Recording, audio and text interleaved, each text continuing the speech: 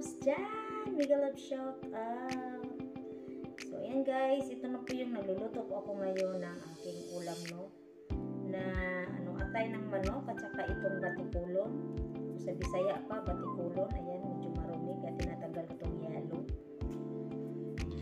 So, ayan guys. Maayong gabi. Alam nyo ba guys, gabi na dito sa Morocco. Pero, yung labas ay maaga pa. So ayan guys, nililinis ko yung aking ulam na yung gabi. Napakarumi tingnan nyo naman, may yellow pa talaga. So kaya kailangan kong linisin guys. Ayan, madali lang naman mahiwalay. Ayan, madali lang naman mahiwalay yung kulay na yellow. So ayan, linis-linis lang. Yun ako guys, namimiss ko talaga yung pagkain ng Pilipinas. Namimiss kong kumain ng yung mga may sabaw-sabaw ba, yung tinola. Makakain naman ako ng sabaw dito, kaya lang, sabaw naman ng noodles. Yun lang namang madali-dali ko dito, yung noodles lang naman.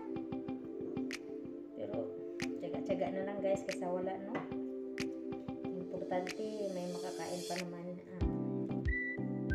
Hanggat kaya, huwag susuko. Laban lang. So, ayan guys, nilinis ko na yung batikulon. So, malinis na. Ayan, malinis na.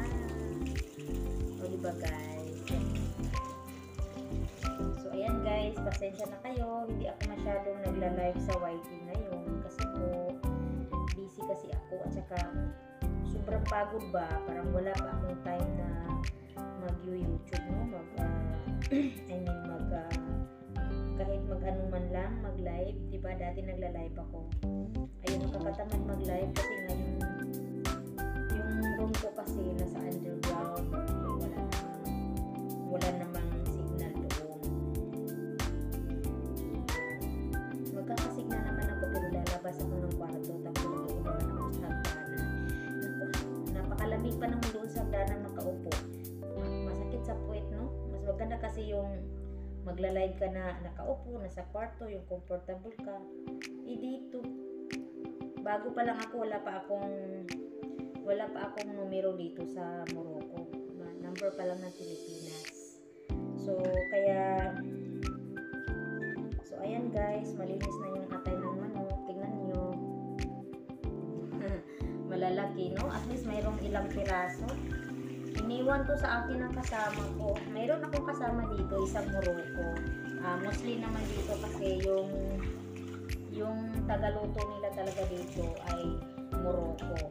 Tapos yung tagalinis nila o yaya nila ay mga Pinay, no? Mga Pinay yung mga tagalinis nila sa kanilang bahay. Pinay o Morocco. Kasi minsan yung ibang Pinay, tagalinis o nagyayaya ng bata. At least dito mayroong day off. Yung kasamahan ko dito, may day off siya. Linggo-linggo ang day off nila. Linggo ang day off. Pero hindi ko lang alam kung bawas yun sa sahod, no? Wala pa akong alam guys kasi hindi pa man ako ng isang buwan dito. Nasa 17 days pa lang ako dito. So ayan guys, nagluluto talaga ako guys. Nagluluto ako ng kanin para mayroon naman akong kanin kinabukasan. Wala kasi yung amo ko nandoon, lumabas sila, kumain sila sa labas. Kaya meron akong time magdaldal dito. Kumain sila doon sa labas, sa restaurant. Tsaka pinatulog ko naman yung alaga ko, tulog na. So ako lang dito mag-isa sa bahay. Kaya may time ako magluto, magdaldal.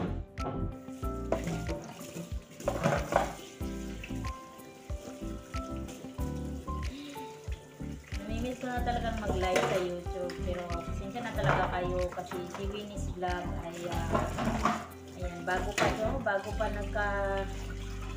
nagka-YT, bumalik sa YT. Upload lang kasi muna ako ngayon. Upload lang ako mga guys. Kaya pasensya na kayo sa mga tumulong sa akin sa YT, lalo na si Luxor TV Vlog, malaki yung naitulong sa akin.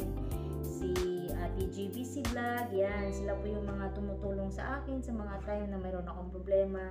Kaya babawi ako sa inyo sa pagkakataon na mayroon na akong magawa, no? Kasi sa ngayon, bago pa lang ako dito.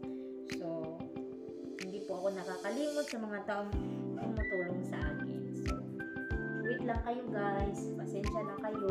Hindi man ako nakadalaw sa mga YT ninyo dahil na lalo na ngayon, nag-a-adjust pa ako sa trabaho ko. Tapos, busy rin ako. Wala pang signal sa kwarto ko. Wala pa rin akong pera. Nagsisimula pa lang ako sa aking trabaho. Kaya, pasensya na talaga kayo na hindi ko nasuportaan ngayon. Pasensya na talaga at hindi ako nakasilip-silip ngayon sa YT nyo kasi nga busy talaga ako guys. Wala akong time na minsan manood sa YT kasi sa sarili ko palang pagod na ako, no? So, pasensya na talaga sa inyo. Makakadalaw din ako sa inyo sa kasi magkaiba na kasi yung oras natin, lalo na sa Pilipinas. 7 hours yung gap natin. Nauna kayo ng 7 hours sa akin. Kaya ganyan. So, tingnan natin, naluto na yung kanin ko. Luto na nga. Ayan, luto na yung kanin ko guys.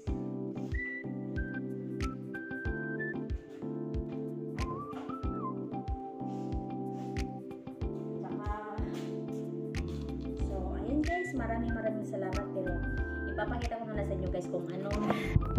Ipapakita ko sa inyo ang sa labas, no? Tingnan nyo kung anong oras ngayon. Ang oras pa lang ngayon ay alas 8, nasa ayan, 8:30 PM, pero tingnan nyo yung labas.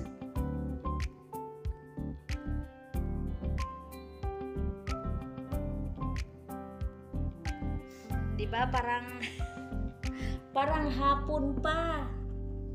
Parang hapon pa, no? Pero alas 8 na yan. Alas 8 na ng gabi dito.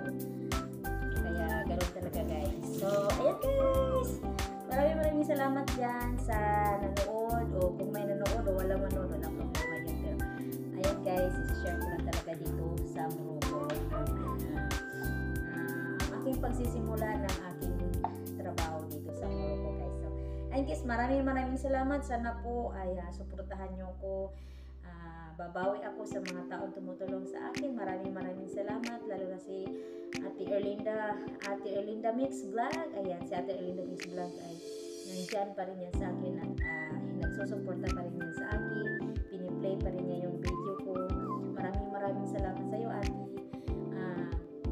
Erlinda Mix Vlog. Thank you so much. Bye. See you for my next video, guys. Abangan niyo ulit yung aking mga vlog dito sa Morocco. Siyempre, magsisimula pa lang si Winnie. So, siyempre, mag-ingat-ingat muna ako kasi baka may mga bagay na hindi natin pwedeng kukunan, no? So, ayun guys, mag-iingat muna ako dito. Mag-observe muna ako dito, guys. So, ayun guys, yan lang talaga yung masashare ko sa inyo, guys. Thank you so much. Ayan guys, luto na po yung aking nilutong adobong atay ng manok. Siyempre, yung kanin ko. So, ayun guys, ito na po yung dinner ko today. So, ayan, thank you Lord God. May makakain din ako ng atay ng manok, guys. So, tara guys, samahan niyo akong kumain.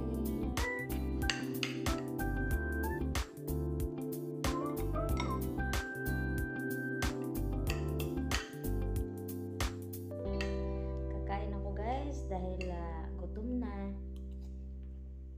Kailangan natin ng resistensya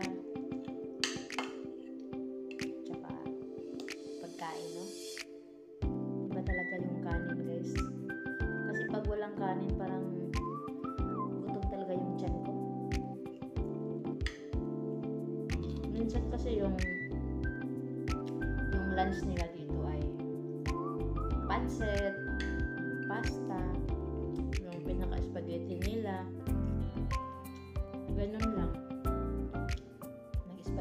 meron sila hindi na spaghetti na matamis, yung parang spaghetti na matabang na iba-iba yung timpla nila.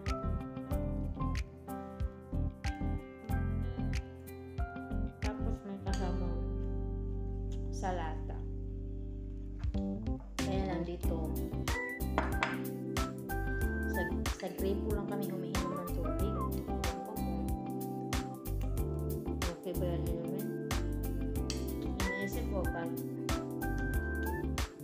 mag-iinom ako ng tubig, dito na lang sa mayroong matirang tubig dito sa pag-initan ng tubig namin. Doon na lang kukuha ng mainom. At least nakakulor yung tubig.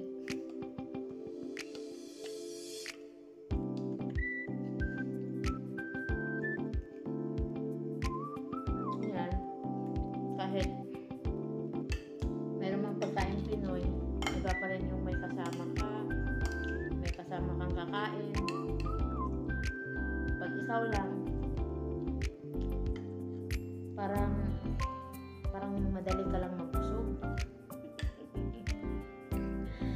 Madali ka lang mabusog pag ikaw lang mag-isa na kumain.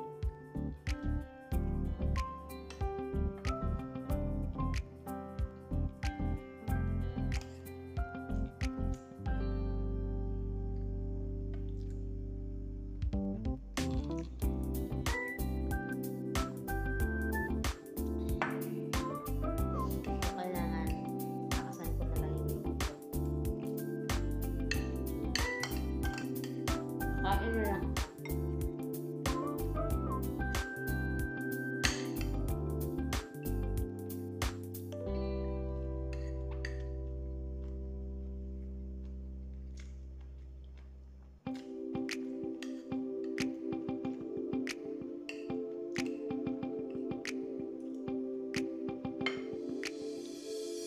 Iba talaga guys pag kumain kayo ng kanin. Parang maramdaman mo yung busog ng tiyan. Pero pag hindi kanin yung kinakain mo, pag hindi kanin ang kinakain mo, parang kulang, parang gutom. Parang gutom.